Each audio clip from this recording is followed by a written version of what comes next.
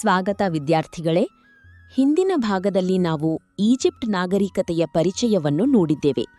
ಈಗ ಅದರ ಮುಂದಿನ ಪ್ರಮುಖ ಅಂಶಗಳನ್ನು ತಿಳಿದುಕೊಳ್ಳೋಣ. ಮಮ್ಮಿಫಿಕೇಶನ್ ವಿಧಾನ. ಈಜಿಪ್ಟ್ ಜನರು ಮರಣದ ನಂತರವೂ ಜೀವನ ಇದೆ ಎಂದು ನಂಬುತ್ತಿದ್ದರು.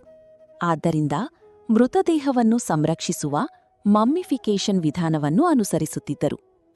ದೇಹವನ್ನು ವಿಶೇಷ ರೀತಿಯಲ್ಲಿ ಒಣಗಿಸಿ ಬಟ್ಟೆಯಲ್ಲಿ ಸುತ್ತಿ ಪಿರಮಿಡ್ ಅಥವಾ ಸಮಾಧಿಗಳಲ್ಲಿ ಇಡುತ್ತಿದ್ದರು. ವಾಸ್ತುಶಿಲ್ಪ ಮತ್ತು ಪಿರಮಿಡ್ಗಳು. ಈಜಿಪ್ಟ್ ಜನರು ವಾಸ್ತುಶಿಲ್ಪದಲ್ಲಿ ಅತ್ಯಂತ ಪ್ರಗತಿಪರರಾಗಿದ್ದರು.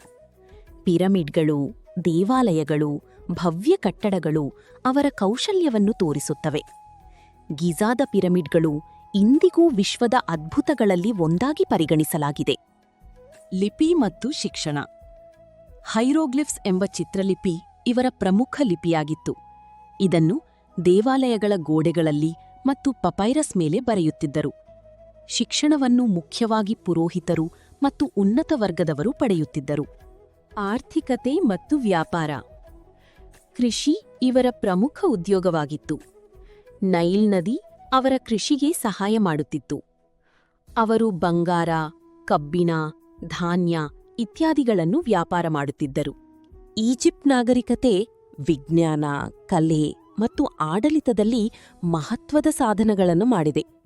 ಇದರ ಪ್ರಭಾವ ಇಂದಿಗೂ ಜಗತ್ತಿನ ಇತಿಹಾಸದಲ್ಲಿ ಕಾಣ್ತದೆ.